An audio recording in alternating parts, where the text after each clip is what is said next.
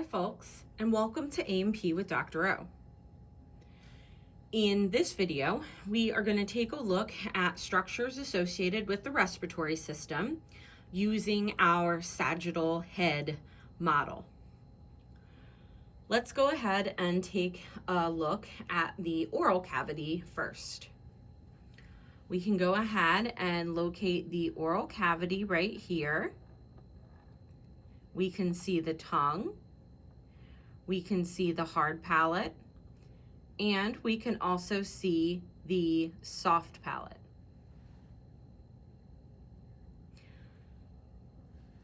Next, we can go ahead and point out the frontal sinus right here. This would be the frontal bone. Therefore, the sinus associated with that is going to be the frontal sinus. Here, we have our nasal cavity, and we're going to go ahead and follow air and trace the pathway of air through the nasal cavity and into the trachea. The air is going to enter through the external nares, which is this opening right here, more commonly called the nostril, but that's going to be the external nares right there. And here we can see the nasal septum that's going to separate the two sides of the nasal cavity. Again, since this is a sagittal section, we're just looking at one half of that nasal cavity.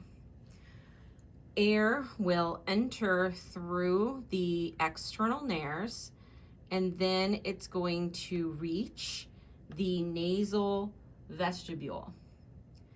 After that, it's going to swirl around the nasal cavity because we want that air to become moist and humid. We don't want cold, dry air going down to the lungs, and therefore it's important to add moisture and warmth to that air that's coming in. The way that we create that turbulence to do that is with these bony flaps that we talked about in A&P1, the nasal conchae. We have superior, middle, and inferior. And then we also have these grooves between the conchae, and those are the nasal meatuses.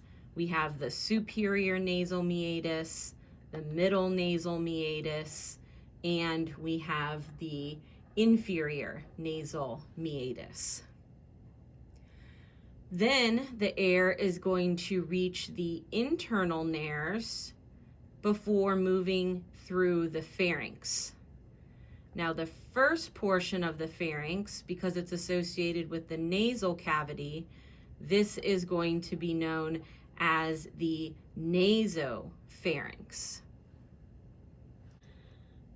The air is then going to move down, and if we associate this portion of the pharynx with the oral cavity, that means that this is the oropharynx. So that's this portion of the pharynx.